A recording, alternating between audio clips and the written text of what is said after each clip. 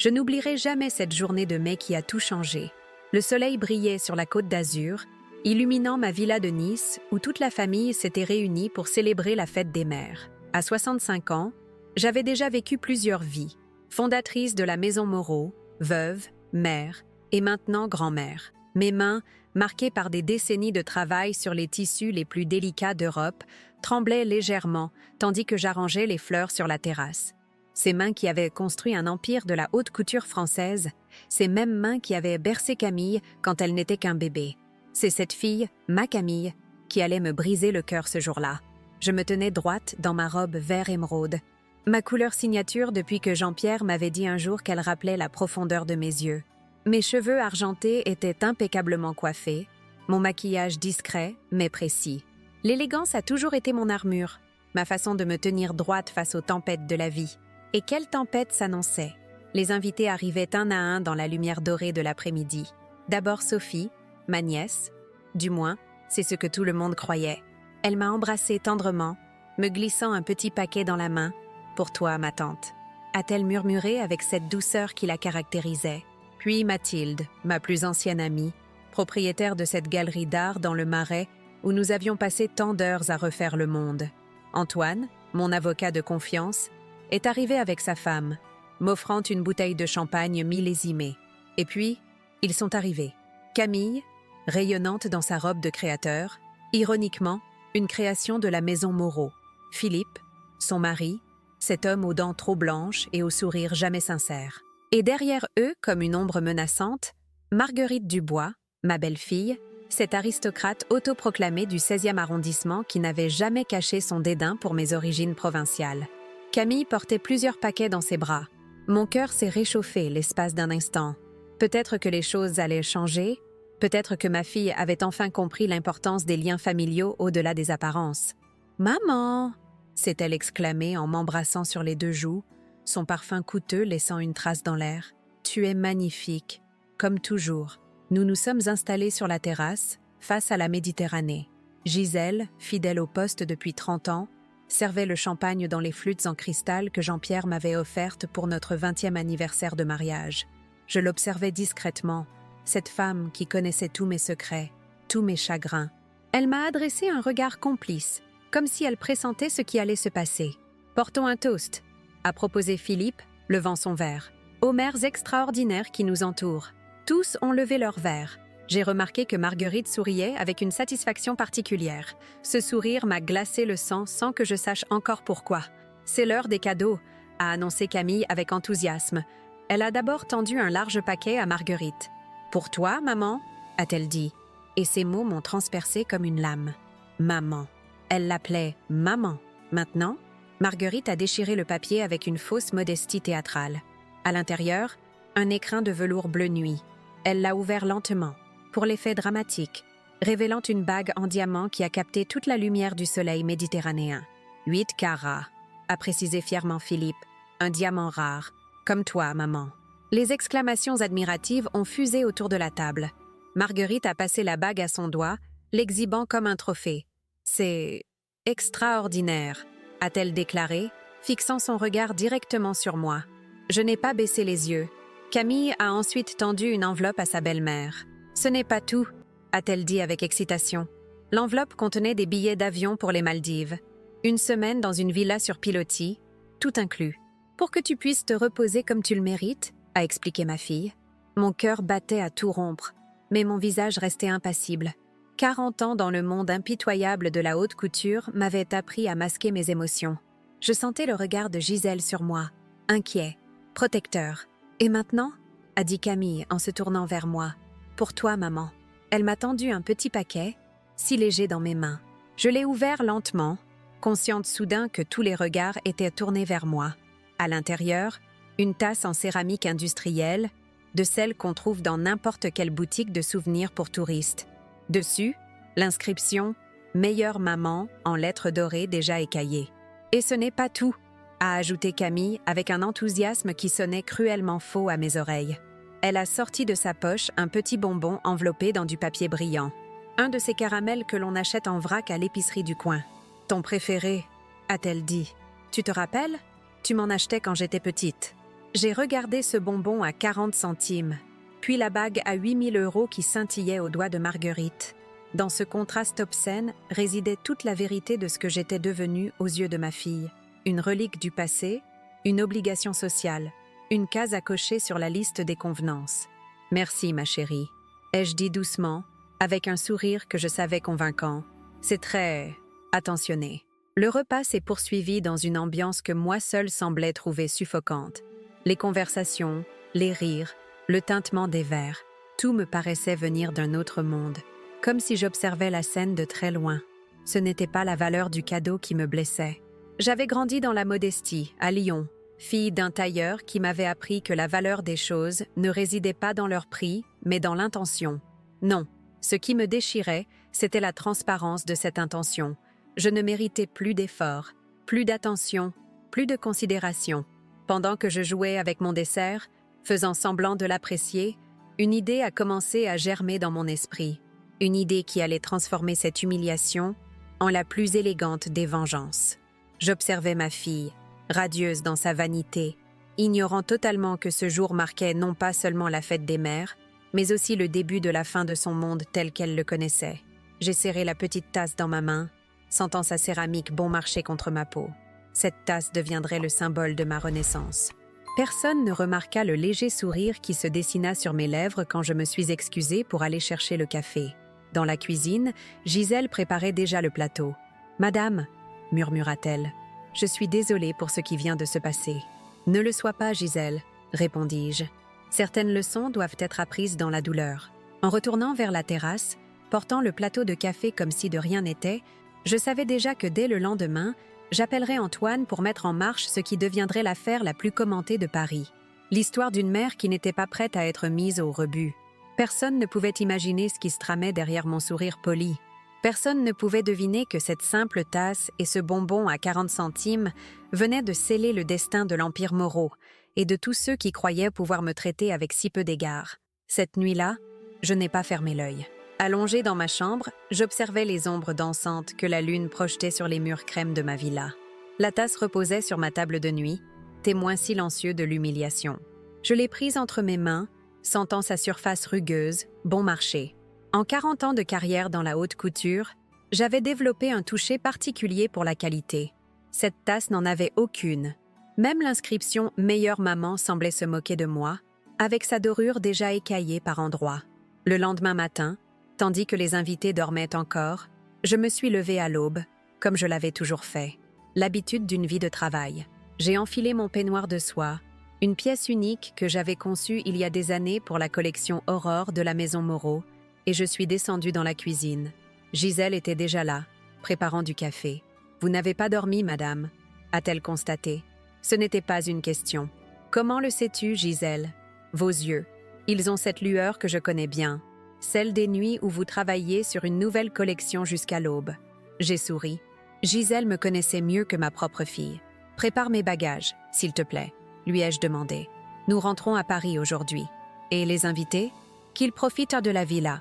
Je leur laisse un mot. » Sur un papier à en-tête de la maison Moreau, j'ai simplement écrit « Affaires urgentes à Paris. Restez aussi longtemps que vous le souhaitez. Hélène. » J'ai hésité, puis ajouté « PS. Camille, merci encore pour la tasse. Elle me sera très utile. » Nous avons quitté Nice alors que le soleil commençait à peine à réchauffer la Méditerranée. Dans la voiture qui nous conduisait à l'aéroport, j'ai sorti mon téléphone et composé le numéro d'Antoine Lefebvre. « Hélène ? Tout va bien ?» Sa voix trahissait sa surprise. Je n'appelais jamais si tôt. « Antoine, j'ai besoin de te voir dès aujourd'hui. C'est au sujet de la maison Moreau. Un problème avec l'entreprise ? Non, mais il y en aura un très bientôt. » Le silence à l'autre bout de la ligne m'a confirmé qu'il avait compris.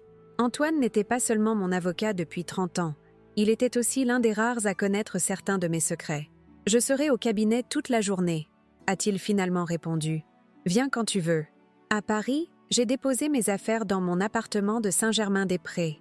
Ce lieu avait toujours été mon refuge, loin du tumulte de l'entreprise, loin des regards. Les murs étaient recouverts de photographies en noir et blanc, les premiers défilés, Jean-Pierre et moi devant notre premier atelier à Lyon, Camille enfant jouant avec des tissus dans l'atelier. J'ai regardé longuement cette dernière photo. Où était passé cet enfant aux yeux brillants d'admiration pour sa mère? Sans prendre le temps de me reposer, j'ai rejoint le cabinet Lefebvre & Associés dans le 8e arrondissement. Antoine m'attendait dans son bureau aux boiseries sombres, avec cette expression grave qui lui était propre. « Alors, Hélène, que se passe-t-il » Je lui ai tout raconté. La fête des mères, les cadeaux, l'humiliation. Au fur et à mesure que je parlais, je voyais son visage se transformer.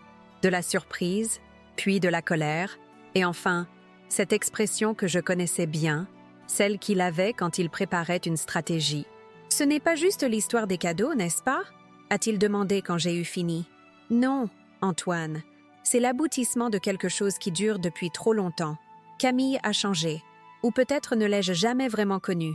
Depuis qu'elle a épousé Philippe, depuis qu'elle est entrée dans cette famille Dubois, elle s'éloigne de tout ce que Jean-Pierre et moi lui avons enseigné. Et que comptes-tu faire » J'ai pris une profonde inspiration. Les mots que j'allais prononcer changeraient tout. Je veux vendre la maison Moreau. Antoine s'est figé, son stylo en suspens au-dessus de son carnet. Hélène, c'est ton œuvre, ta vie. Tu ne peux pas. Je ne vends pas mon œuvre, Antoine. Je vends une coquille vide. J'ai sorti de mon sac un dossier que je gardais depuis des mois. À l'intérieur, des documents détaillant comment, progressivement, j'avais transféré les actifs les plus précieux de la maison Moreau, les brevets, les droits sur les designs historiques, les contrats avec les fournisseurs exclusifs, vers une nouvelle entité, Nouveau Moreau. « Quand as-tu fait tout cela » a demandé Antoine, feuilletant les documents avec stupéfaction.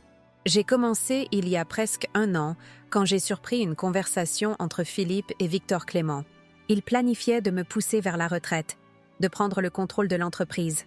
Victor Clément, mon rival depuis toujours, propriétaire de la maison Clément Couture, un homme aussi talentueux que sans scrupules. Qu'il s'associe avec mon gendre ne m'avait pas surprise. Qu'il pense pouvoir me doubler, en revanche. Et Camille, elle était au courant?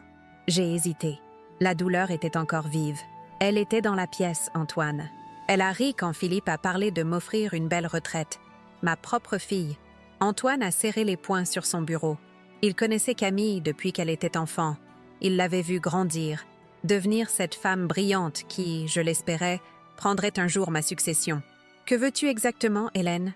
Je veux que tu contactes Victor Clément. Propose-lui d'acheter la maison Moreau. Fais-lui croire qu'il réalise enfin son rêve de m'évincer. Fixe un prix exorbitant. Il paiera, crois-moi. Son ego n'a pas de limite. Et après? Après, j'ai souri. Après, je disparais. Pour un temps. Dans les jours qui ont suivi, le plan s'est mis en place avec une précision d'horloger. Antoine a pris contact avec Victor Clément, lui laissant entendre qu'après l'humiliation de la fête des mères, j'étais enfin prête à céder mon empire. Comme prévu, Victor a sauté sur l'occasion, proposant une somme astronomique pour acquérir la maison Moreau. Parallèlement, j'ai convoqué Sophie à mon appartement. Ma nièce, ou plutôt ma fille. C'était là le secret que presque personne ne connaissait. Sophie était née d'une brève liaison avant que je ne rencontre Jean-Pierre. Pour éviter le scandale qui aurait détruit ma carrière naissante, ma sœur l'avait élevée comme sa propre fille. Sophie avait découvert la vérité à ses 18 ans, mais nous avions gardé ce secret. Elle travaillait maintenant dans le département financier de la maison Moreau, brillante et discrète. « Il est temps », lui ai-je dit simplement lorsqu'elle est arrivée. Son regard a croisé le mien et j'y ai lu la même détermination. « Tu es sûre, maman ?» C'était rare qu'elle m'appelle ainsi, même quand nous étions seuls. Plus que jamais. Je lui ai expliqué le plan dans ses moindres détails. Son rôle serait crucial. Pendant que je disparaîtrais, elle resterait dans l'entreprise, observant les mouvements de Victor, de Philippe et de Camille. Elle serait mes yeux et mes oreilles. Puis, j'ai appelé Mathilde Laurent. Mon amie, propriétaire de la galerie Laurent dans le Marais, allait m'offrir l'une des couvertures dont j'avais besoin. Sa galerie exposerait une collection de photographies à Venise pendant 3 mois. J'y serais officiellement invitée comme consultante. Les pièces du puzzle s'assemblaient parfaitement. Mais il restait l'élément le plus important, confronter Camille. Elle est revenue de Nice 2 jours plus tard, furieuse que j'ai quitté la villa sans explication. Elle a débarqué dans mon bureau à l'avenue Montaigne comme une tempête. « Maman, c'était quoi ce départ précipité? Et ce message? » Philippe est vexé. Marguerite aussi. Je l'ai regardée, cette femme magnifique que j'avais élevée, portant un tailleur de la dernière collection Moreau qui lui allait à la perfection. Comment avait-elle pu devenir si étrangère à mes yeux? « Assieds-toi, Camille, » ai-je dit calmement. « Je n'ai pas le temps. J'ai une réunion avec l'équipe marketing dans 20 minutes. Assieds-toi, ai-je répété, cette fois avec l'autorité qui avait bâti un empire. Elle s'est exécutée, surprise par mon ton. J'ai décidé de vendre la maison Moreau. Son visage s'est décomposé. Quoi? À qui? Pourquoi maintenant? À Victor Clément. Pourquoi? Disons que la fête des mères m'a fait réfléchir sur ce qui comptait vraiment. Elle a pâli, réalisant soudain le lien entre son cadeau et ma décision. Maman, si c'est à cause de la tasse, c'était juste... Je ne savais pas quoi t'offrir, tu as déjà tout. Vraiment? Tu ne savais pas quoi m'offrir. Pourtant, tu n'as eu aucun mal à choisir pour Marguerite. C'est différent. Elle quoi, Camille? Elle mérite une bague à 8 000 € et un voyage aux Maldives, alors que ta propre mère, celle qui t'a tout donné, mérite une tasse à 2 € et un bonbon à 40 centimes? Camille s'est tue, incapable de répondre. Ce n'est pas juste le cadeau, Camille. C'est ce qu'il représente. C'est tout ce que tu es devenue ces dernières années. Cette femme superficielle, obsédée par les apparences, par l'argent. Ce n'est pas ce que ton père et moi t'avons enseigné. Maman, je suis désolée. Ne t'excuse pas. C'est trop tard. La décision est prise. Victor Clément sera le nouveau propriétaire de la maison Moreau d'ici la fin du mois. Son visage a viré au rouge. Tu ne peux pas faire ça. C'est mon héritage, mon futur. Ton héritage? Depuis quand te soucies-tu de l'héritage Moreau? Tu t'es allié à Victor et Philippe pour me pousser vers la retraite. Tu crois que je ne le savais pas? Sa bouche s'est ouverte, puis fermée, comme un poisson hors de l'eau. Je voyais dans ses yeux qu'elle cherchait une échappatoire, un mensonge, une excuse. Comment as-tu? Comment j'ai su? J'ai des yeux et des oreilles, Camille. Et contrairement à ce que tu sembles penser, je ne suis pas encore sénile. Je me suis levée, signifiant que notre conversation était terminée. Mais maman, tu ne peux pas... Qu'est-ce que je vais devenir? Pour la première fois depuis le début de notre échange, j'ai vu une vraie peur dans ses yeux. Pas la peur de perdre sa mère, mais celle de perdre son statut, son confort, sa position. Tu trouveras bien, Camille. Tu as toujours été débrouillarde. Les jours qui ont suivi ont été un véritable enfer téléphonique. Camille m'appelait sans cesse, alternant entre supplications et menaces. 52 appels en une seule journée, j'ai compté. « Maman, ne fais pas ça !» suppliait-elle. « Je ferai n'importe quoi. » Un soir, alors que je préparais mon départ pour Venise, elle s'est présentée à mon appartement, les yeux rougis, un paquet à la main. « Qu'est-ce que c'est ?» ai-je demandé. « Un cadeau, un vrai cette fois. À l'intérieur, un magnifique châle en cachemire d'une marque de luxe italienne. J'ai caressé le tissu, appréciant sa qualité exceptionnelle. « Il est superbe !» ai-je admis. « Alors, tu reconsidères ta décision ?» J'ai secoué la tête. « Tu ne comprends toujours pas, n'est-ce pas? Ce n'est pas une question de valeur matérielle, Camille. C'est une question de respect, de considération. Mais je te respecte. Je t'admire. Non, tu respectes ce que je possède, ce que je peux t'offrir, pas qui je suis. » Elle est partie en claquant la porte, laissant le châle derrière elle. Le lendemain, les documents de vente ont été signés dans le bureau d'Antoine. Victor Clément affichait un sourire triomphant qui m'aurait irrité en d'autres circonstances. Mais ce jour-là, je savais que son triomphe serait de courte durée. En sortant du cabinet, j'ai croisé le regard de Sophie, qui attendait discrètement dans l'antichambre. Un léger hochement de tête a suffi. La phase 2 du plan pouvait commencer. Le soir même, j'embarquais pour Venise, emportant avec moi une seule valise et cette tasse bon marché qui avait déclenché tout cela. Dans l'avion, j'ai sorti le bonbon de ma poche, l'ai déballé lentement, savourant ce moment.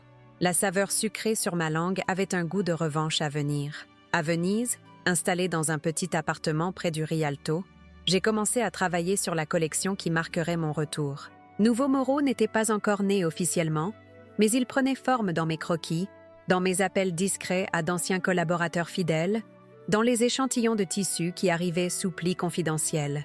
Pendant ce temps, à Paris, l'empire que Victor Clément croyait avoir acquis se révélait être une coquille de plus en plus vide. Les créations iconiques, protégées par des droits d'auteur personnels, les fournisseurs exclusifs, liés à moi par des contrats personnels. Les meilleurs artisans, fidèles à la personne, pas à la marque. Chaque jour, Sophie m'envoyait des rapports codés sur la situation. Victor, de plus en plus furieux, accusait Camille et Philippe de l'avoir trompé. Camille, désespérée, tentait de sauver ce qui pouvait l'être. Les gondoles glissaient silencieusement sur les canaux de Venise, créant un contraste saisissant avec le tumulte qui agitait Paris et la maison Moreau. Assise à mon bureau vénitien, face à une fenêtre qui donnait sur le Grand Canal, je dessinais. Mes doigts retrouvaient les gestes d'autrefois, quand tout avait commencé dans ce petit atelier lyonnais. Lyon, 1983. J'avais 23 ans et des rêves plus grands que la vie. Fille d'un tailleur du quartier de la Croix-Rousse, j'avais grandi au milieu des tissus, des patrons et du bruit rassurant des machines à coudre. Mon père, Maurice, avait des mains d'artiste. « Regarde, Hélène », me disait-il souvent. « Le tissu te parle. Il te dit comment le couper, comment le draper. Tu dois juste apprendre à l'écouter. » J'écoutais, j'apprenais, et je rêvais d'autre chose que de reprendre la modeste boutique familiale. C'est à l'École des Beaux-Arts de Lyon que j'ai rencontré Jean-Pierre Moreau, grand, mince, avec ses yeux gris qui semblaient voir au-delà des apparences. Il étudiait le design, mais sa passion était la photographie de mode. Nous nous sommes reconnus dès le premier regard, deux âmes portées par la même ambition, la même vision. Notre premier atelier était une ancienne imprimerie dans le Vieux-Lyon. Le loyer nous coûtait presque tout ce que nous gagnions, mais l'espace, la lumière, l'énergie du lieu, tout cela valait chaque centime. Les débuts étaient difficiles. Je créais des pièces sur mesure pour quelques clientes fidèles, pendant que Jean-Pierre multipliait les petits boulots dans la photographie. Le soir, nos mains étaient souvent coupées par les ciseaux, piquées par les aiguilles, tachées d'encre. Mais nos cœurs étaient pleins d'espoir. Notre première vraie opportunité est venue d'une façon inattendue. Une célèbre actrice française, originaire de Lyon, cherchait une robe pour le Festival de Cannes. Son couturier parisien lui avait fait faux bond à la dernière minute. C'est sa mère, une fidèle cliente de mon père, qui lui a parlé de moi. J'ai travaillé jour et nuit pendant une semaine. La robe était en soie sauvage d'un vert profond, ce vert qui deviendrait plus tard ma signature. Simple en apparence, mais avec un drapé complexe qui épousait parfaitement le corps. Quand elle est apparue sur le tapis rouge à Cannes, le téléphone de notre petit atelier n'a plus cessé de sonner. « Qui est cette Hélène Moreau ?» demandait-on. La magie opérait. Un an plus tard, nous déménagions à Paris. Un petit local dans le Marais, loin des avenues prestigieuses, mais c'était Paris. Jean-Pierre et moi nous sommes mariés dans la foulée, une simple cérémonie à la mairie, suivie d'un dîner avec nos amis les plus proches dans notre atelier. Ces premières années parisiennes ont été un tourbillon. Le travail était intense, les nuits courtes, mais chaque jour nous rapprochait un peu plus de notre rêve. En 1987, nous avons présenté notre première collection complète dans un petit hôtel particulier prêté par un de nos clients.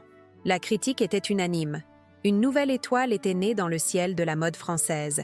Et puis, en 1988, la surprise, j'étais enceinte. Camille. Nous n'avions pas planifié cette grossesse. Comment l'aurions-nous pu, avec nos vies si remplies?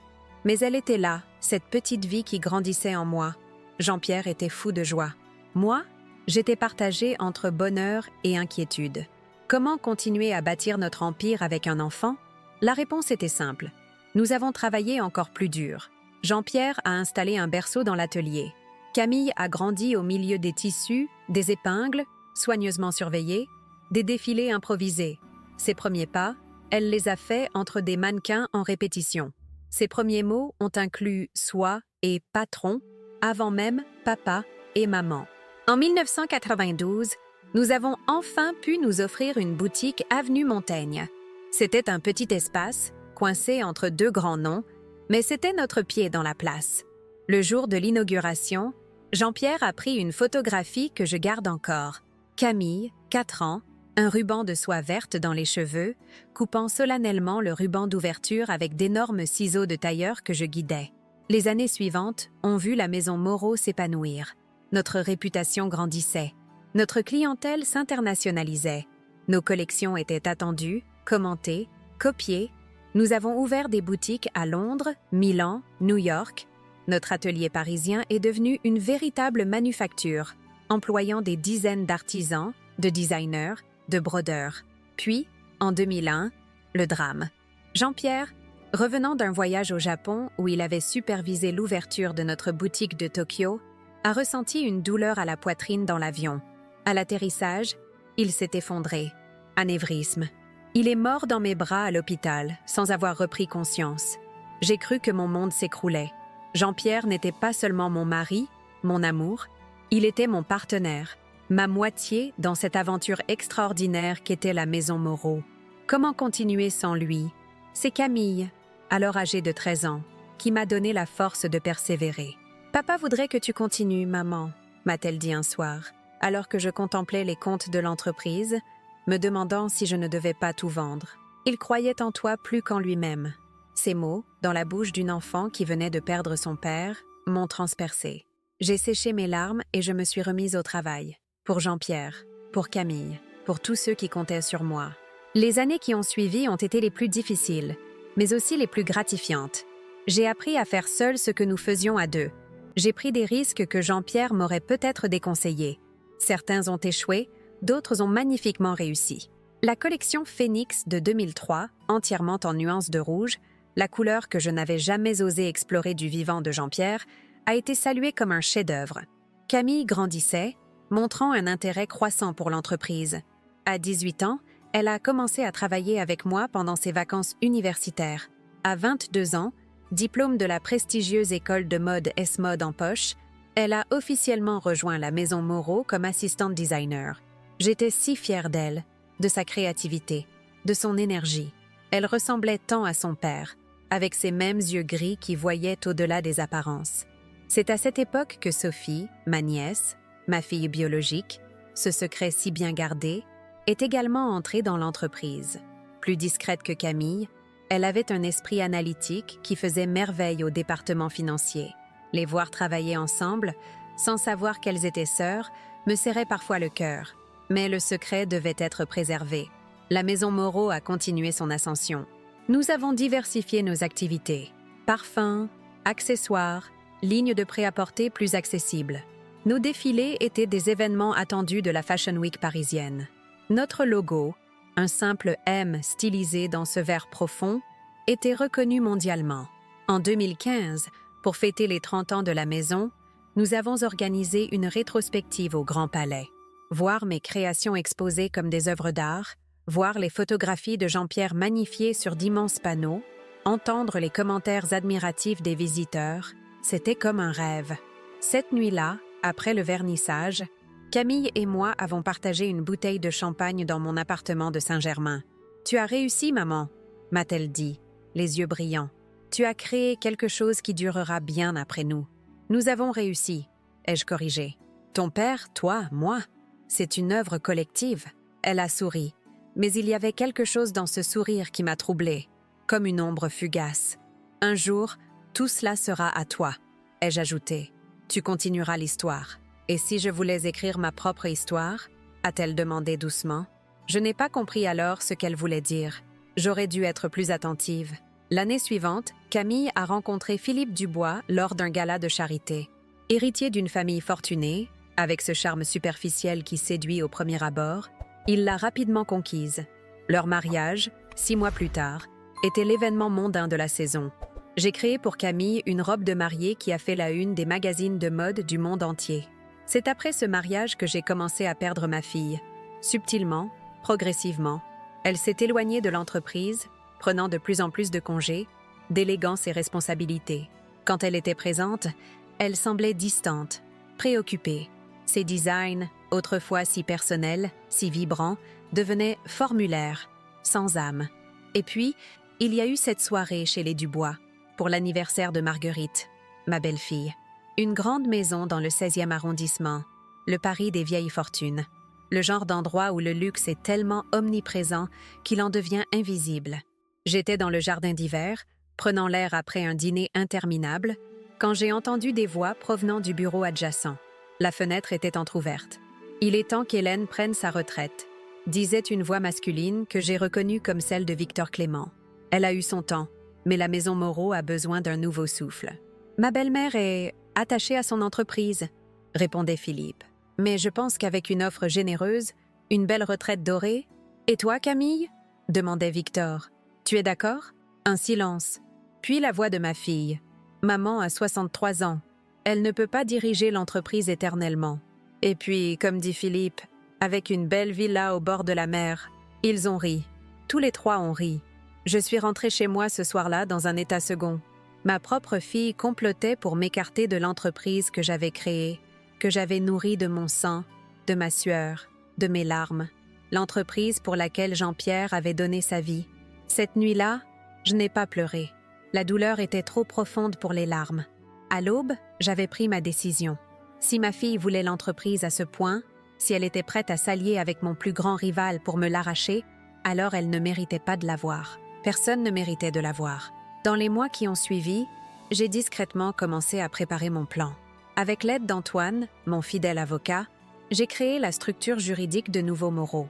J'ai transféré les actifs les plus précieux, les brevets, les droits d'auteur, les contrats avec les fournisseurs exclusifs. J'ai approché certains de mes designers les plus talentueux, ceux en qui j'avais une confiance absolue, pour les préparer à un éventuel changement.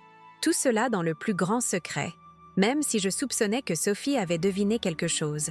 Elle avait toujours eu cette intuition troublante, cette capacité à lire en moi comme dans un livre ouvert. Un soir, alors que nous travaillions tard au bureau, elle m'a simplement dit « Quoi que tu prépares, maman, je suis avec toi ». C'était la deuxième fois qu'elle m'appelait ainsi. Et puis est arrivée cette fête des mères à Nice. Cette tasse bon marché et ce bonbon à 40 centimes. Cette humiliation publique qui n'était que le symptôme visible d'une maladie bien plus profonde. La trahison de ma fille. Maintenant, assise devant ma fenêtre vénitienne, je contemplais les dessins qui formeraient la première collection de Nouveau Moreau. Une collection qui marquerait mon retour triomphal sur la scène de la mode. Une collection qui montrerait au monde que Hélène Moreau n'était pas finie, loin de là. Mon téléphone a vibré. Un message de Sophie. Victor a découvert que les brevets avaient été transférés. Camille est effondrée. Philippe menace de poursuite judiciaire. J'ai souri, imaginant la scène. Victor Clément, ce prédateur toujours si sûr de lui, réalisant qu'il avait payé une fortune pour une coquille vide. Philippe, comprenant que son plan parfait s'effondrait. Et Camille, ma Camille. Comment réagissait-elle vraiment? Était-elle simplement inquiète pour son avenir, son confort? Ou y avait-il une part d'elle, aussi infime soit-elle, qui regrettait sincèrement d'avoir trahi sa mère? Un autre message est arrivé, cette fois d'Antoine. « Convocation reçue, ils veulent t'assigner en justice pour fraude. Mais notre dossier est béton. Tous les transferts sont légaux, datés d'avant la vente. » Je n'étais pas inquiète. Antoine était plus qu'un avocat. C'était un stratège juridique hors pair. Chaque mouvement que j'avais fait était parfaitement légal. Moralement discutable peut-être, mais légal. J'ai répondu simplement « Prépare la phase finale ». La phase finale. Mon retour à Paris. La révélation publique de Nouveau Moreau. La confrontation avec Camille, Victor et Philippe. Un moment que je préparais minutieusement depuis Venise, orchestrant chaque détail comme un metteur en scène. La date était fixée. Le 10 octobre, jour de l'ouverture de la Fashion Week parisienne. Le lieu, Place Vendôme, ce cœur battant du luxe parisien. L'événement, un défilé surprise qui annoncerait au monde la naissance de Nouveau Moreau. Mais avant cela, il me restait un dernier voyage à faire, un retour aux sources. Le lendemain, j'ai pris un train pour Lyon. Notre ancien atelier dans le Vieux Lyon existait toujours, transformé en musée dédié à l'histoire de la maison Moreau. J'y allais rarement. Trop de souvenirs, trop d'émotions. En franchissant la porte, j'ai été assaillie par les fantômes du passé. L'odeur des tissus, le bruit des machines, les rires de Jean-Pierre, les premiers pas de Camille. Tout était là, préservé comme dans l'ambre. J'ai parcouru les salles, regardant les photographies, les croquis, les premières créations. Dans une vitrine, la fameuse robe verte qui avait lancé notre carrière à Cannes. Dans une autre, le costume de Jean-Pierre, celui qu'il portait le jour de notre mariage. Et puis, dans une petite salle à l'écart, j'ai trouvé ce que j'étais venue chercher. La première machine à coudre que mon père m'avait offerte pour mes 16 ans. Une vieille Singer, robuste, fidèle. C'est sur cette machine que j'avais cousu ma première robe, que j'avais appris les bases de mon art. J'ai posé ma main sur le métal froid, sentant sous mes doigts les écorchures, les bosses, les cicatrices du temps. Cette machine était comme moi, usée par les années, mais toujours fonctionnelle, toujours prête à créer. Madame Moreau, une voix m'a tiré de ma rêverie. Le conservateur du musée, un jeune homme aux yeux brillants d'admiration. C'est un honneur de vous recevoir ici. Si vous avez besoin de quoi que ce soit, en fait, oui, ai-je répondu. J'aimerais récupérer cette machine. Elle m'appartient. Bien sûr, madame. Elle fait partie de la donation que... Elle n'a jamais fait partie de la donation. Ai-je coupé? Vérifié les documents. Cette machine est restée ma propriété personnelle. Il a vérifié. J'avais raison, bien sûr. Cette machine, je ne l'aurais jamais donnée. C'était mon talisman, mon encre. Le soir même, la Singer était expédiée à Paris, à mon appartement de Saint-Germain. Elle serait au centre de la scénographie du défilé Nouveau Moreau. Un symbole de mes origines, de mon parcours, de ma résilience. De retour à Venise, j'ai finalisé les derniers détails de la collection. 40 looks qui racontaient mon histoire, notre histoire. Des pièces qui portaient l'ADN de la maison Moreau, mais avec une nouvelle énergie, une nouvelle direction. À une semaine du grand jour, j'ai reçu un appel de Sophie. « Camille sait que tu reviens », m'a-t-elle annoncé sans préambule. Elle a intercepté un email entre Antoine et le lieu du défilé. Elle prévoit d'y être. « Parfait », ai-je répondu. C'était exactement ce que j'espérais. « Maman », sa voix hésitait. « Es-tu sûre de vouloir aller jusqu'au bout ? Camille est... Elle est détruite. La vente de l'entreprise, la découverte des transferts de brevets, les menaces de Victor, elle a perdu énormément de poids. Philippe l'a quittée. Cette nouvelle m'a surprise. Philippe l'a quittée ? Pourquoi ? Apparemment, la famille Dubois n'apprécie pas l'échec. Et Marguerite considère que Camille a échoué à gérer sa mère correctement. J'ai ri, d'un rire sans joie. Quelle famille charmante elle s'était choisie. Alors, tu continues ? J'ai regardé par la fenêtre, observant les gondoles qui glissaient sur le canal. La lumière dorée du soleil couchant illuminait les façades des palais vénitiens, leur donnant cette beauté mélancolique si particulière. « Je continue ?» ai-je finalement répondu. Mais peut-être pas exactement comme prévu. Mon retour à Paris s'est fait dans la plus grande discrétion. Une voiture aux vitres teintées m'attendait à l'aéroport Charles de Gaulle, conduite par Gisèle elle-même. Personne d'autre n'était au courant, à l'exception d'Antoine et de Sophie. « Comment va-t-elle » ai-je demandé à Gisèle alors que nous traversions Paris endormis. Gisèle a hésité, ses mains se crispant légèrement sur le volant. « Mal, madame, très mal. Raconte-moi. » Elle a perdu son appartement. Les Dubois l'ont mise à la porte après que Philippe l'a quittée. Elle vit actuellement dans un petit studio à Montmartre. Elle cherche du travail, mais personne ne veut l'embaucher. Victor Clément a fait courir le bruit qu'elle était complice de votre stratagème, qu'elle savait tout depuis le début. J'ai fermé les yeux. Victor n'avait donc pas changé. Toujours aussi cruel, toujours aussi manipulateur. Faire porter le chapeau à Camille lui permettait de sauver la face devant ses investisseurs. Classique. Elle a essayé de vous joindre, madame, des dizaines de fois. Je sais. Mon téléphone, que j'avais gardé éteint pendant la majeure partie de mon séjour vénitien, contenait exactement 52 messages vocaux de Camille. Je les avais tous écoutés, un par un, lors de ma dernière nuit à Venise. 52 supplications, 52 variations sur le même thème. « Maman, je t'en prie, ne fais pas ça. » Les premiers messages étaient emplis de colère. « Comment as-tu pu me faire ça? Tu as détruit ma vie. Tu te rends compte de ce que tu as fait? » Puis, progressivement, la colère avait cédé la place au désespoir. « Maman, je suis désolée pour la fête des mères. Je ne savais pas que ça te blesserait autant. Je ferai n'importe quoi pour réparer. » Et enfin, les derniers messages, presque inaudibles tant sa voix était brisée par les sanglots. « Maman, je t'en supplie, je n'ai plus rien, plus personne. J'ai besoin de toi. » Le dernier message datait de 3 jours. Simplement, « Je comprends maintenant. » La voiture s'est arrêtée devant mon appartement de Saint-Germain. Tout était exactement comme je l'avais laissé. Gisèle avait veillé à ce que tout soit parfait pour mon retour. Des fleurs fraîches, des draps propres, mon thé préféré. « Merci, Gisèle, pour tout. » Elle a incliné la tête, avec cette dignité qui la caractérisait. « C'est un plaisir de vous avoir à nouveau parmi nous, madame. » Après son départ, j'ai fait le tour de mon appartement, redécouvrant chaque objet, chaque souvenir. Sur ma commode, la photo de Jean-Pierre et moi devant notre premier atelier. Sur mon bureau, les dessins que Camille avait faits enfant, représentant des robes fantastiques aux couleurs impossibles. Et sur ma table de nuit, cette tasse bon marché qui avait tout déclenché.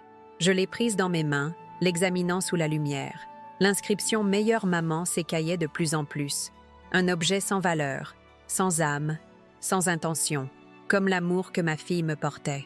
Cette nuit-là, je n'ai pas dormi. Assise à mon bureau, j'ai peaufiné les derniers détails de mon plan.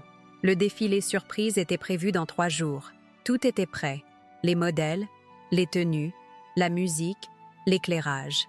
La presse avait été discrètement informée qu'un événement majeur aurait lieu place Vendôme, sans plus de précision. La curiosité était à son comble dans le petit monde de la mode parisienne. À l'aube, j'ai pris une décision. J'ai sorti mon téléphone et composé un numéro que je connaissais par cœur. Allô? Sa voix était enrouée, comme si elle sortait du sommeil. Ou des larmes. Camille, c'est moi. Un long silence. Puis, maman? Tu es revenue? Oui, nous devons parler. Où? Quand? Aujourd'hui midi, la petite boulangerie. J'ai raccroché avant qu'elle ne puisse répondre. La petite boulangerie était cette modeste boulangerie près de mon appartement où j'achetais mon pain quotidien depuis des années. Un lieu neutre, public, mais suffisamment discret pour une conversation privée. À 12:05, j'étais attablée au fond de la boulangerie, une tasse de café devant moi. J'avais choisi de porter une tenue simple, un pantalon noir, un pull en cachemire vert foncé, des boucles d'oreilles en or que Jean-Pierre m'avait offertes pour nos 10 ans de mariage. Rien qui crie « Hélène Moreau, créatrice de mode ». Juste une femme d'un certain âge attendant sa fille. Elle est arrivée à midi précis. Dès qu'elle a franchi la porte, j'ai eu un choc. Camille avait toujours été mince, mais là, elle était squelettique. Ses pommettes saillaient sous sa peau pâle. Ses yeux semblaient immenses dans son visage émacié. Ses cheveux, autrefois sa fierté, étaient ternes, attachés négligemment en queue de cheval. Elle portait un jean usé et un pull trop grand pour elle. Certainement pas des pièces de créateur. Elle m'a repérée et s'est dirigée vers ma table d'un pas hésitant. J'ai remarqué qu'elle portait encore son alliance. Philippe l'avait peut-être quittée, mais elle n'était pas prête à lâcher prise. « Bonjour Camille. »« Maman. » Elle s'est assise en face de moi, ses mains tremblantes posées à plat sur la table. J'ai résisté à l'impulsion de les couvrir des miennes. « Tu as maigri, » ai-je constaté. Un rire sans joie. C'est ce qui arrive quand on perd tout. J'ai fait signe à la serveuse, commandant un café et un sandwich pour Camille. Elle a protesté faiblement. « Je n'ai pas faim. Tu mangeras quand même. » Nous sommes restées silencieuses jusqu'à ce que la commande arrive. Camille a pris une petite bouchée du sandwich, puis une autre, comme si elle redécouvrait la sensation de la faim. « Pourquoi m'as-tu appelée » a-t-elle finalement demandé. « J'ai écouté tes messages. Tous tes messages. » Elle a baissé les yeux, fixant son assiette. « Et je voulais te voir, te parler. Avant le défilé? Je sais qu'il y a un défilé. Place Vendôme, dans 3 jours. » Bien sûr qu'elle savait.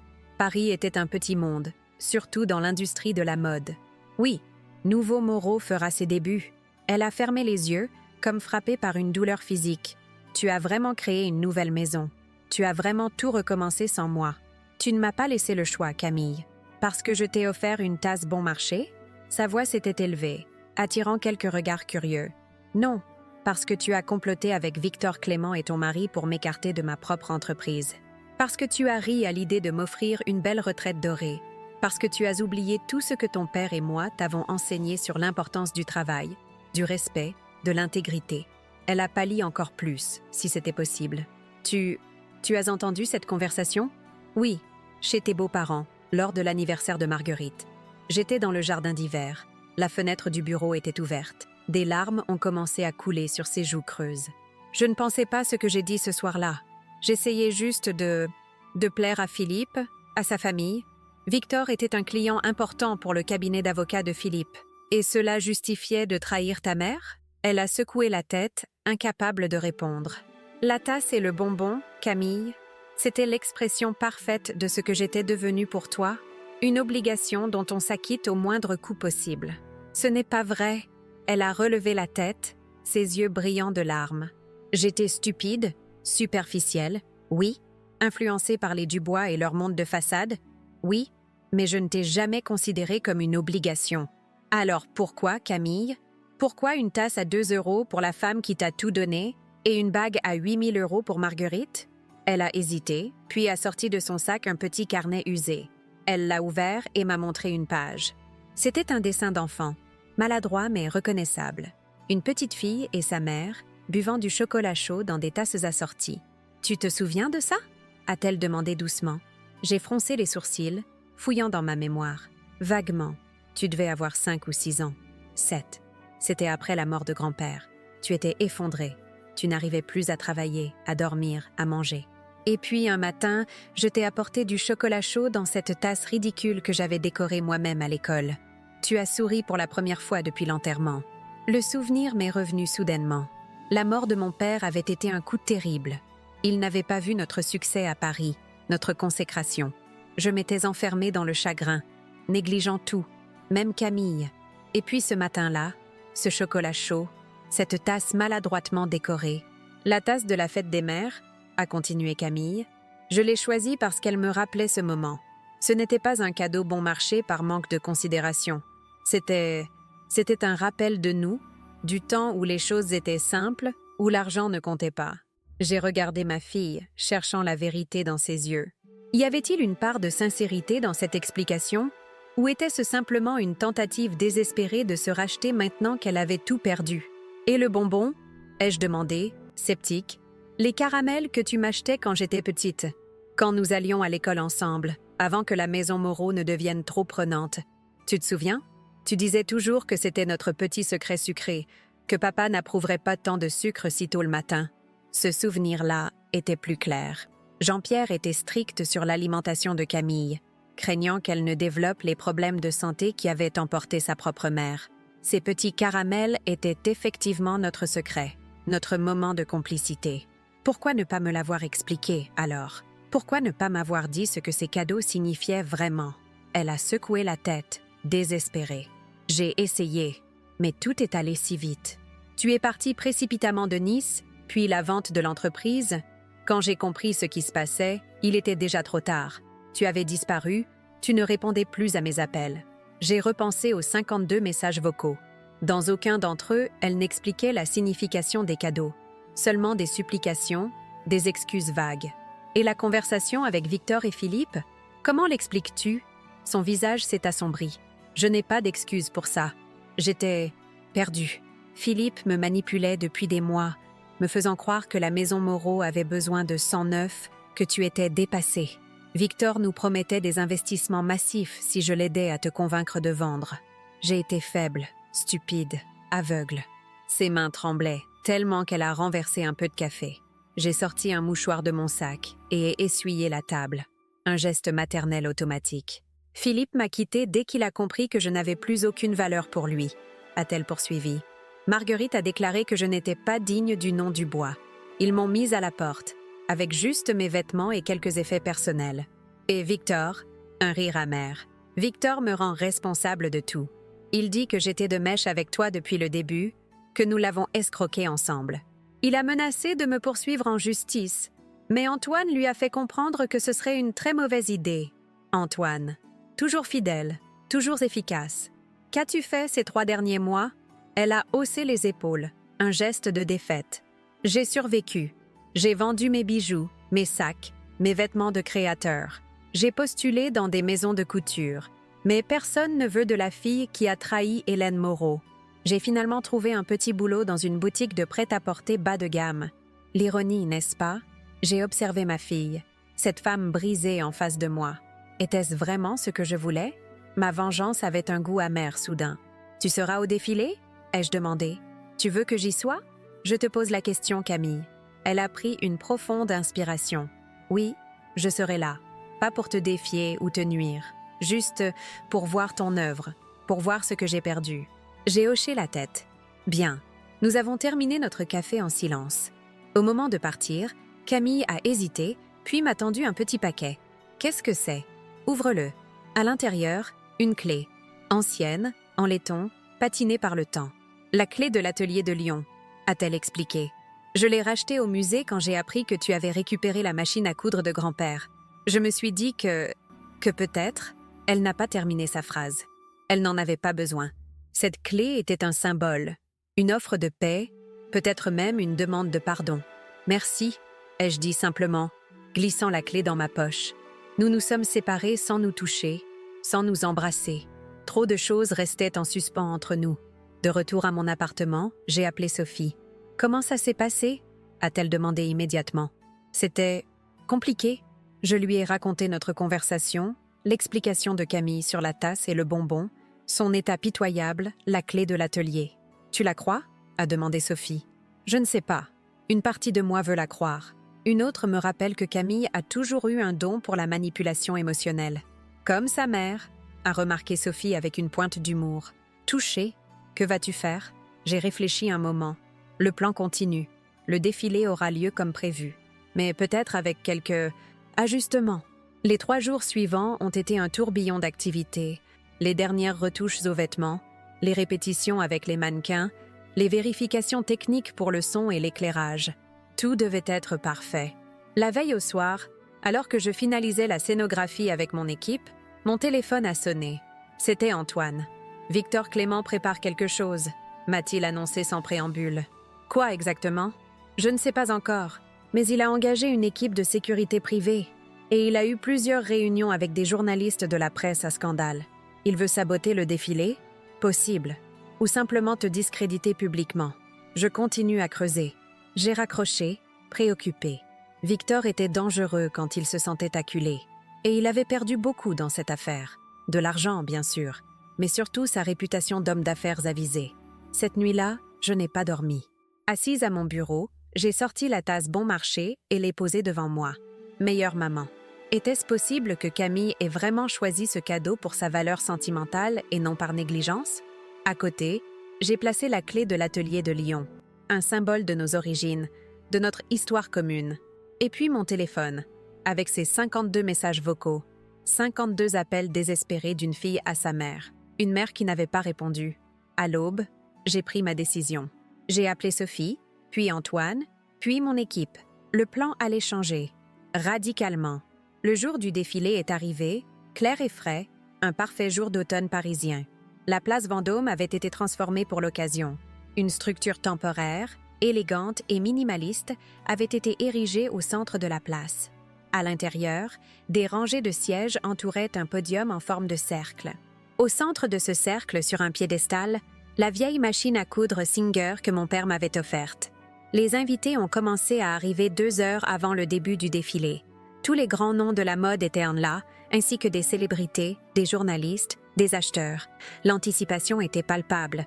Personne ne savait exactement ce qui allait se passer, mais tous sentaient qu'ils allaient assister à un moment historique.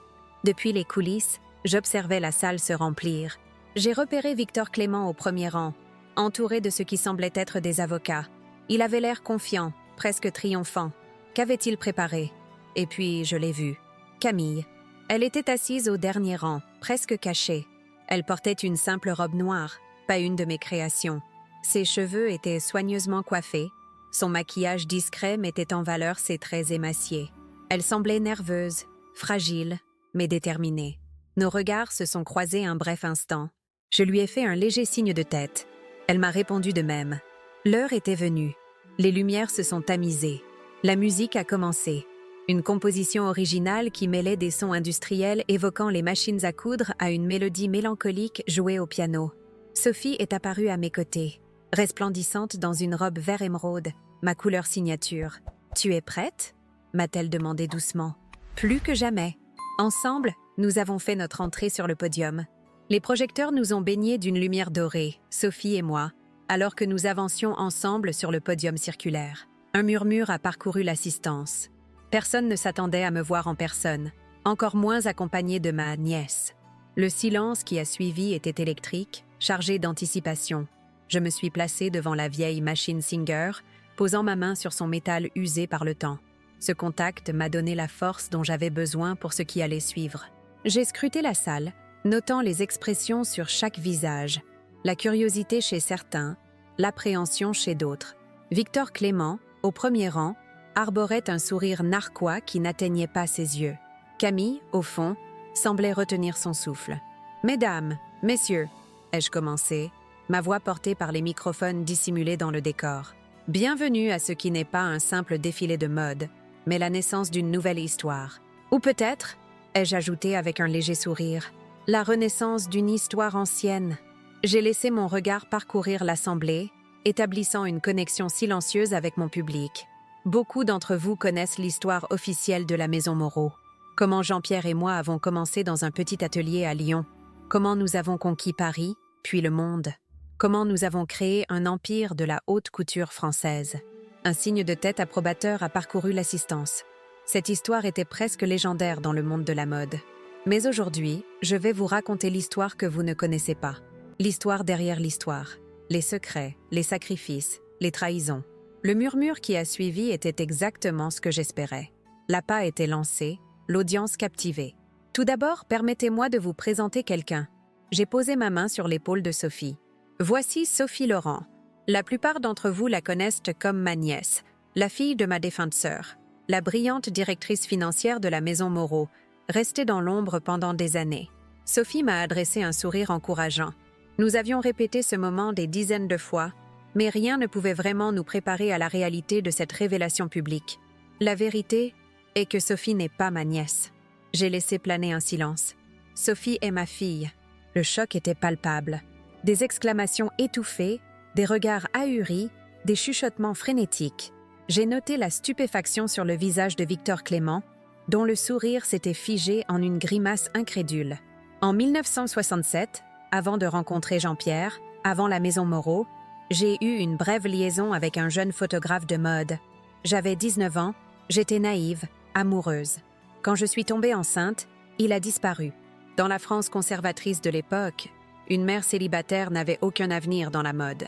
Ma sœur, Elisabeth, m'a sauvée. Elle a accepté d'élever l'enfant comme le sien. J'ai serré brièvement la main de Sophie, puisant du réconfort dans sa présence. Sophie a découvert la vérité à ses 18 ans. Nous avons décidé de garder ce secret pour protéger la maison Moreau, pour protéger la mémoire de Jean-Pierre, qu'il avait toujours considéré comme sa nièce bien-aimée, et pour protéger Camille, ma fille officielle, celle que le monde connaissait. À ce moment précis, tous les regards se sont tournés vers le fond de la salle, cherchant Camille. Elle était assise, immobile, le visage pâle mais composé. Nos regards se sont croisés à nouveau. J'y ai lu une multitude d'émotions. Choc, douleur, peut-être même une pointe de trahison. Ces derniers mois ont été mouvementés pour la maison Moreau. Ai-je poursuivi? Vous avez tous entendu les rumeurs. La vente à Victor Clément, les transferts mystérieux de brevets et de contrats, ma disparition soudaine, ma prétendue trahison envers mes partenaires commerciaux. Victor s'est agité sur son siège. Je pouvais presque voir les rouages tourner dans son esprit, cherchant comment retourner la situation à son avantage. Il est temps de rétablir la vérité. Un geste de ma part, et les grands écrans installés autour de la salle se sont illuminés. Des documents ont commencé à défiler, des contrats, des emails, des transcriptions de conversations téléphoniques. Ces documents prouvent que, depuis plus d'1 an, Victor Clément, en collaboration avec mon ancien gendre Philippe Dubois et sa mère Marguerite, orchestrait une prise de contrôle hostile de la maison Moreau. Le plan était simple, me pousser vers une retraite forcée, racheter mes parts à un prix dérisoire et prendre le contrôle total de l'entreprise que j'ai bâtie avec mon sang et mes larmes. Victor s'est levé brusquement, le visage déformé par la colère. « C'est diffamatoire. Mes avocats vont... » « Vos avocats vont vous conseiller de vous rasseoir et d'écouter attentivement, » ai-je coupé avec fermeté. Car ces documents ont déjà été transmis à la brigade financière et à l'autorité des marchés financiers, et ils contiennent bien plus que des plans de prise de contrôle hostiles. Un nouveau document est apparu sur les écrans. Un rapport détaillé sur un système complexe de fraude fiscale et de blanchiment d'argent impliquant plusieurs entreprises contrôlées par Victor Clément. Ce système a été découvert par Sophie lors de l'audit préalable à la vente. Un système que Philippe Dubois, en tant qu'avocat d'affaires, a aidé à mettre en place. Un système qui explique pourquoi Victor était si désespéré d'acquérir la maison Moreau. Il avait besoin d'une entreprise légitime et prestigieuse pour dissimuler ses activités frauduleuses. Victor était livide. Il a fait un signe à ses gardes du corps, mais 2 hommes en costume sombre se sont interposés, montrant discrètement des badges de police. « La brigade financière est dans la place, monsieur Clément », ai-je ajouté calmement. Je vous suggère de rester jusqu'à la fin du spectacle. Vous êtes, après tout, l'invité d'honneur. Un rire nerveux a parcouru l'assistance. La tension était palpable. Mais revenons à l'histoire de la maison Moreau. Quand j'ai découvert ce complot, j'ai élaboré mon propre plan. Avec l'aide d'Antoine Lefebvre, mon avocat de toujours, j'ai commencé à transférer les actifs les plus précieux de l'entreprise vers une nouvelle entité, Nouveau Moreau. Sur les écrans, des documents juridiques complexes défilaient, montrant la création progressive de cette nouvelle structure. Puis j'ai vendu à Victor une coquille vide, une entreprise dépouillée de sa substantifique moelle, et j'ai disparu, le temps de préparer mon retour. J'ai marqué une pause, laissant l'information être assimilée par l'audience captivée. Tout cela était parfaitement légal, je tiens à le préciser, contrairement aux activités de M. Clément. Des officiers de police se sont approchés de Victor, qui restait figé sur place, comme paralysé par la révélation publique de ses crimes. Mais cette histoire n'est pas seulement celle d'une vengeance commerciale, ai-je repris, changeant de ton. C'est aussi l'histoire d'une mère et de sa fille. Ou plutôt, de ses filles. J'ai pris une profonde inspiration. C'était le moment le plus difficile. « Camille » ai-je appelé, tendant la main vers le fond de la salle. « Veux-tu me rejoindre, s'il te plaît ?» Un murmure d'anticipation a parcouru l'assemblée, alors que tous les regards se tournèrent vers ma fille. Elle a hésité un instant, puis s'est levée et a commencé à avancer lentement vers le podium. Chaque pas semblait lui coûter un effort immense. Je pouvais voir la peur dans ses yeux, l'appréhension de ce qui allait suivre. Lorsqu'elle est arrivée à mes côtés, je lui ai pris la main. La sienne était glacée, tremblante. Camille a été manipulée, ai-je déclaré d'une voix forte, par son mari, par sa belle famille, par Victor Clément. Ils ont utilisé sa vulnérabilité, son désir de plaire, sa soif de reconnaissance, pour la dresser contre moi. J'ai regardé ma fille, cherchant la vérité dans ses yeux, mais elle a aussi fait ses propres choix, des choix qui m'ont profondément blessée. Camille a baissé la tête, les larmes coulant silencieusement sur ses joues. Pourtant, ai-je poursuivi, malgré tout cela, elle reste ma fille. La fille que Jean-Pierre et moi avons élevée, aimée, chérie. La fille pour qui nous avons sacrifié tant de choses. J'ai sorti de ma poche la tasse bon marché, ce cadeau qui avait déclenché tout ce drame. Je l'ai levé pour que tous puissent l'avoir. Ce cadeau de fête des mères, que j'avais pris pour un signe de négligence, était en réalité un rappel d'un moment précieux que nous avions partagé il y a des années. Un moment où une petite fille avait réconforté sa mère endeuillée avec une tasse de chocolat chaud. Les larmes de Camille redoublaient. Elle a murmuré, si doucement que seuls ceux qui étaient tout près pouvaient l'entendre. « Tu me crois maintenant ?»« Je te crois », ai-je répondu simplement. J'ai ensuite sorti la clé de l'atelier de Lyon, la tenant entre Camille et Sophie. Cette clé représente nos origines, notre histoire commune. Une histoire que je souhaite continuer à écrire, non pas seule, mais avec mes deux filles. J'ai regardé Sophie, puis Camille, incluant les deux dans mon propos suivant. Nouveau Moreau ne sera pas seulement ma maison, ce sera notre maison. Un nouveau départ, avec les leçons du passé. Le silence qui a suivi était différent, non plus tendu, mais ému, presque solennel. C'est à ce moment que Victor Clément, escorté discrètement par la police, a croisé mon regard une dernière fois avant de quitter la salle. Son expression était un mélange de haine et d'incrédulité. Il ne comprenait pas comment il avait pu être battu à son propre jeu. Je lui ai adressé un léger signe de tête, presque compatissant. Dans un autre monde, dans d'autres circonstances, nous aurions pu être alliés plutôt qu'ennemis. « Et maintenant, » ai-je annoncé, revenant à l'objet officiel de cette réunion, « permettez-moi de vous présenter la première collection de Nouveau Moreau, Renaissance. » La musique a changé, devenant plus rythmée, plus affirmée. Les mannequins ont commencé à défiler, portant les créations sur lesquelles j'avais travaillé pendant mon exil vénitien. Chaque tenue racontait une partie de notre histoire. Des robes inspirées de mes premières créations à Lyon, réinterprétées avec des techniques modernes. Des tailleurs qui évoquaient l'élégance parisienne qui avait fait la renommée de la maison Moreau. Des pièces audacieuses qui montraient que, malgré mon âge, je n'avais rien perdu de ma créativité, de ma capacité à innover. Et la pièce finale, portée par un mannequin au visage serein, était une robe de soirée vert émeraude, ma couleur signature, mais avec une touche nouvelle, des broderies dorées qui formaient un motif subtil de tasses entrelacées. Un clin d'œil à ce qui avait déclenché toute cette histoire, une façon de transformer une blessure en beauté. Les applaudissements ont été assourdissants, un triomphe sans équivoque. Les critiques au premier rang se levèrent déjà, sachant qu'ils venaient d'assister à un moment historique dans le monde de la mode. Mais le vrai drame se jouait loin des projecteurs. Après le défilé, dans une petite salle à l'écart, j'ai réuni Camille et Sophie, mes deux filles, face à face pour la première fois en connaissant la vérité de leur lien. « Je ne l'ai jamais su », a murmuré Camille, regardant Sophie avec des yeux nouveaux. « Toutes ces années, très peu de personnes étaient au courant », a répondu doucement Sophie. « C'était nécessaire à l'époque. Pourquoi ne pas me l'avoir dit quand j'ai grandi ?» j'ai pris une profonde inspiration. Par peur, Camille. Peur de te perdre. Peur que tu ne comprennes pas. Peur que tu te sentes moins aimée. Moins aimée? Elle a secoué la tête, incrédule. Comment aurais-je pu me sentir moins aimée? Tu as tout sacrifié pour moi, même ta relation avec ta propre fille biologique. Sophie est intervenue, posant doucement sa main sur celle de Camille. Personne n'a été sacrifié. J'ai eu une enfance heureuse avec ma mère adoptive, ma tante. J'ai toujours su que j'étais aimée, par elle et par Hélène, même à distance. Les 3 jours qui ont suivi ont été un tourbillon médiatique. L'arrestation de Victor Clément faisait la une de tous les journaux économiques.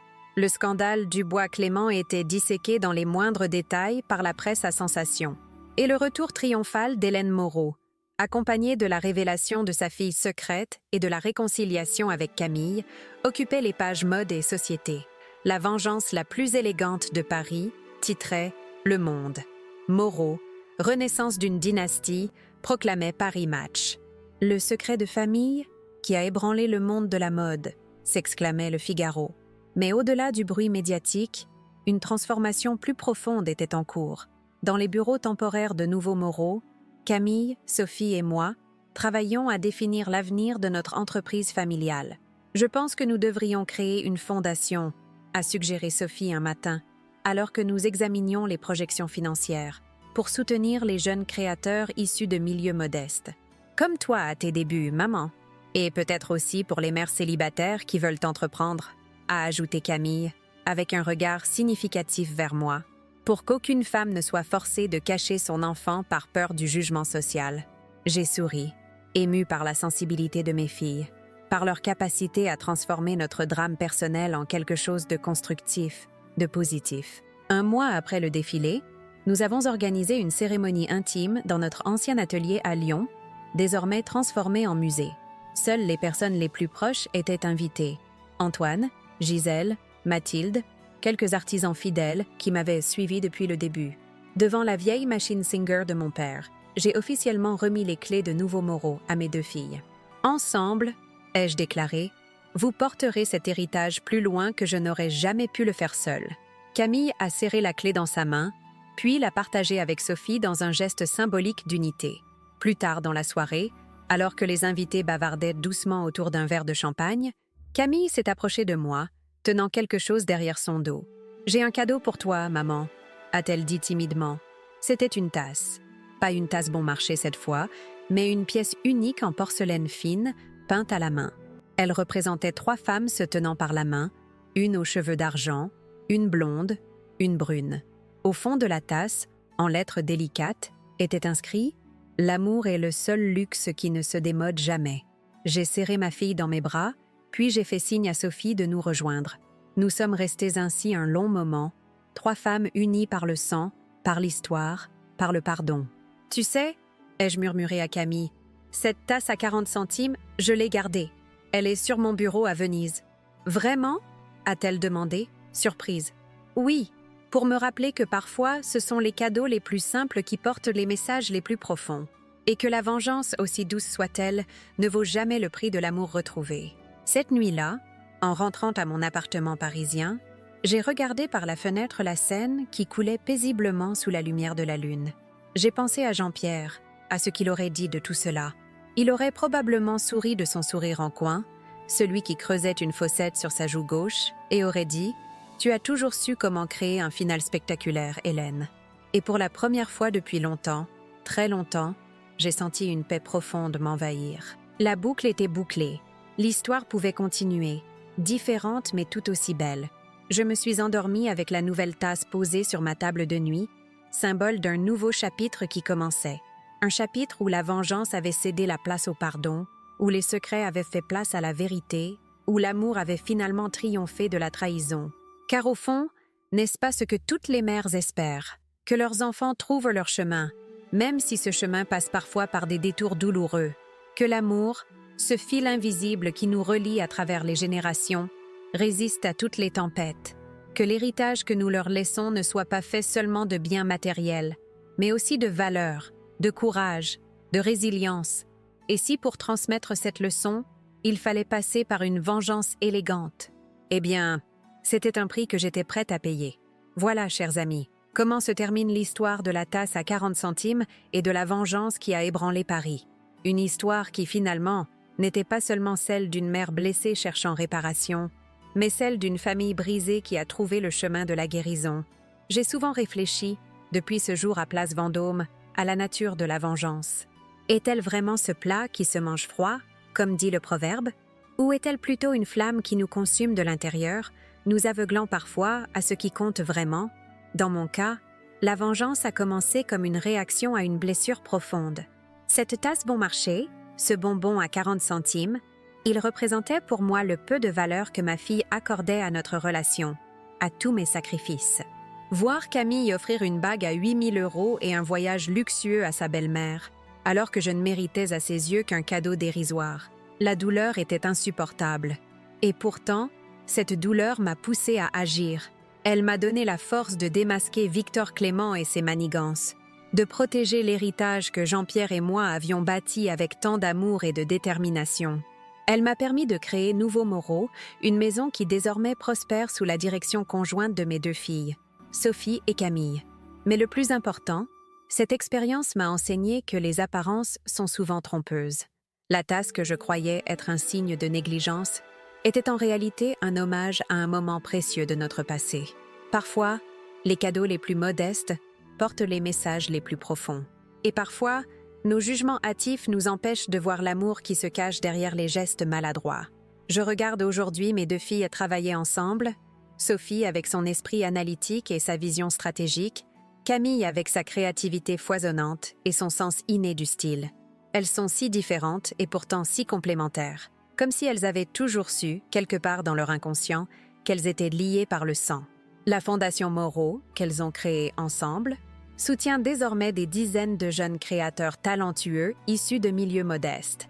Elle finance également des programmes pour aider les mères célibataires entrepreneurs, leur permettant de poursuivre leurs rêves sans avoir à faire les sacrifices que j'ai dû faire il y a tant d'années. Quant à Victor Clément, il purge actuellement une peine de prison pour fraude fiscale et blanchiment d'argent. Philippe a négocié un accord avec la justice en échange d'informations sur les activités frauduleuses de son ancien mentor. Et Marguerite Dubois a quitté Paris pour s'installer discrètement dans le sud de la France, loin des cercles sociaux où elle régnait autrefois. La vie a une façon étrange de rendre justice, n'est-ce pas? Pas toujours comme nous l'imaginons, pas toujours selon nos plans, mais d'une manière qui, avec le recul, semble presque inévitable. Si je partage cette histoire avec vous aujourd'hui, ce n'est pas pour me vanter de ma vengeance ou pour étaler mes blessures. C'est parce que je crois que nos expériences, même les plus douloureuses, peuvent éclairer le chemin des autres. C'est parce que je sais que parmi vous, certains ont peut-être vécu des trahisons similaires, des moments où ceux en qui vous aviez le plus confiance vous ont profondément déçus. À vous, je veux dire, la douleur est réelle, votre colère est légitime, mais ne laissez pas ces émotions vous consumer. Utilisez-les comme carburant pour vous réinventer, pour créer quelque chose de nouveau, de meilleur. Et surtout, gardez votre cœur ouvert à la possibilité du pardon, car c'est souvent là, dans cet espace de réconciliation, que se trouvent les plus belles renaissances. Je dois admettre que réaliser ces vidéos pour « Souvenirs de grand-mère » demande beaucoup de courage. Exposer ainsi sa vie, ses erreurs, ses moments de faiblesse et de force, ce n'est pas facile. Chaque témoignage que nous partageons sur cette chaîne est le fruit d'un long travail de mémoire, d'introspection, parfois même de thérapie. Et pourtant, c'est précisément cette authenticité qui, je crois, touche tant d'entre vous. Vos commentaires sur mes précédentes vidéos m'ont profondément ému. Savoir que mon histoire a pu vous inspirer, vous réconforter ou simplement vous divertir donne un sens à tout ce que j'ai traversé. C'est pourquoi je vous encourage vivement à partager vos impressions sur cette histoire dans les commentaires ci-dessous. Qu'auriez-vous fait à ma place? Avez-vous déjà ressenti cette trahison de la part d'un être cher? Comment l'avez-vous surmontée? Si cette histoire vous a touché, n'hésitez pas à vous abonner à Souvenirs de grand-mère. Chaque semaine, nous partageons des témoignages comme le mien, des récits de femmes qui, après 60 ans, ont trouvé la force de transformer leur douleur en triomphe, leur défaite en victoire. Ces histoires méritent d'être entendues. Ces voix méritent d'être amplifiées. Un petit clic sur le bouton « J'aime » prend une seconde de votre temps, mais représente énormément pour nous. C'est un signe que notre travail vous touche qu'il a de la valeur à vos yeux. Et n'oubliez pas de partager cette vidéo avec celles et ceux qui, selon vous, pourraient en tirer force et inspiration. Je tiens également à vous parler d'une initiative qui me tient particulièrement à cœur. Comme vous le savez peut-être, maintenir une chaîne comme Souvenirs de grand-mère demande des ressources considérables. La production de ces vidéos, la recherche des témoignages, le montage, tout cela a un coût que nous nous efforçons de minimiser sans compromettre la qualité que vous méritez. C'est pourquoi nous avons mis en place le système Merci, une façon simple de soutenir notre travail par un don, même modeste. Contrairement à cette tasse à 40 centimes qui a déclenché ma vengeance, ici, chaque centime compte et est reçu avec une immense gratitude. Votre contribution, quelle qu'elle soit, nous permettra de continuer à produire ces vidéos quotidiennes, à rechercher des histoires toujours plus touchantes, à donner une voix à celles qui, trop souvent, restent dans l'ombre. Pour ceux qui se demandent « Pourquoi devrais-je donner ?», je répondrai simplement « Parce que vos dons nous permettent de rester indépendants, de raconter ces histoires sans compromis, avec toute l'authenticité qu'elles méritent. Parce que chaque histoire partagée est une main tendue vers quelqu'un qui, peut-être, traverse en ce moment même une épreuve similaire et a besoin de savoir qu'il n'est pas seul. Je vous dis donc, du fond du cœur, merci. Merci de m'avoir écouté. Merci d'avoir partagé ce moment avec moi. Et merci par avance pour votre soutien, qu'il prenne la forme d'un abonnement, d'un commentaire, d'un partage ou d'un don. À bientôt sur Souvenirs de grand-mère pour une nouvelle histoire qui, je l'espère, vous touchera autant que celle-ci. N'oubliez pas, l'âge n'est pas une faiblesse, c'est une force. Et il n'est jamais trop tard pour réécrire son histoire.